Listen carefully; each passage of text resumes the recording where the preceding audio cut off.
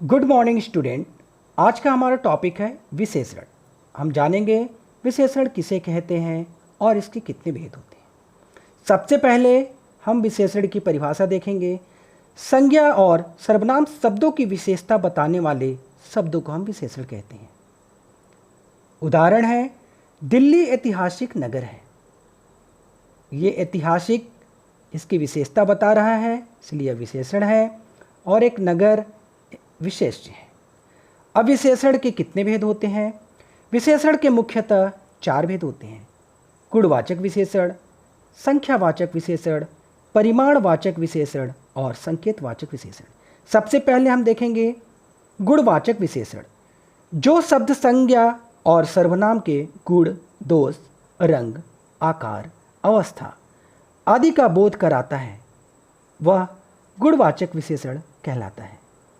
उदाहरण के लिए देखेंगे हम, समीर एक साहसी बालक है। समीर का गुण है साहस। आगे देखेंगे, रोहित बहुत लंबा लड़का है। अब यहाँ पे जो लंबा है वह रोहित का आकार है।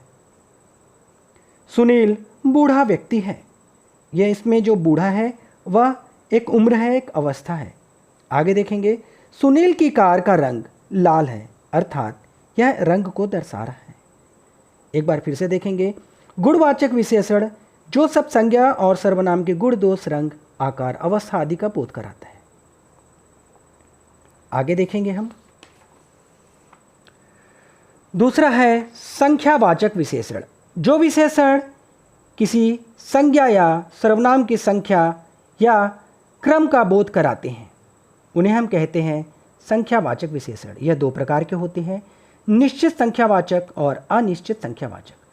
निश्चित संख्यावाचक में गणना बोध होता है, जिसमें संख्या निश्चित होती है, 1, 2, 5 या 10।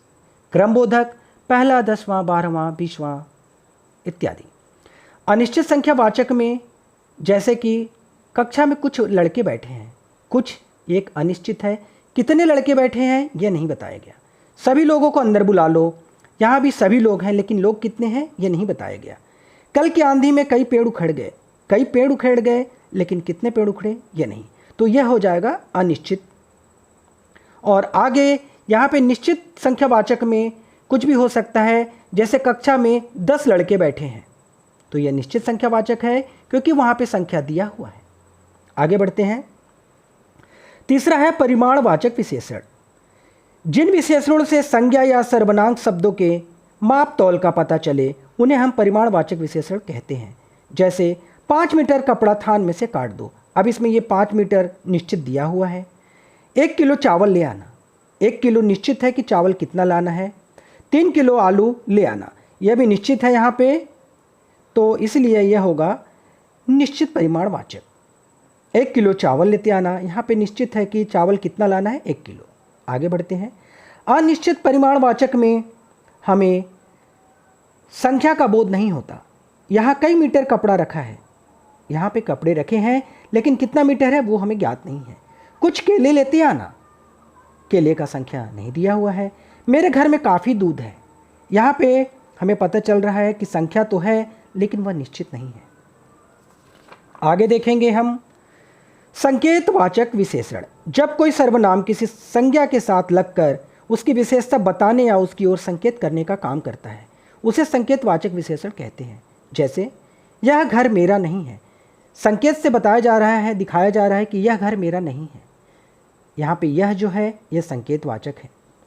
इस विद्यार्थी ने काम नहीं किया। हम किसी को संकेत करके बताते हैं संकेत के माध्यम से कि इस विद्यार्थी ने अपना काम नहीं किया। वे लोग सो रहे हैं, तो यहाँ पे वे लोग सो रहे हैं, ये जो वे लोग हैं, ये वे लोग भी यहाँ पे वे लोग सो रहे हैं, एक संकेत के माध्यम से बताया गया है, तो ये हो जाएगा संकेतवाचक। तो हम सभी ने जाना कि विशेषण किसे कहते हैं, उनके कितने भेद हैं, उनके एग्जाम्पल, उदाहरण क्या है, ये हमने जाना। यही आज का टॉपिक था।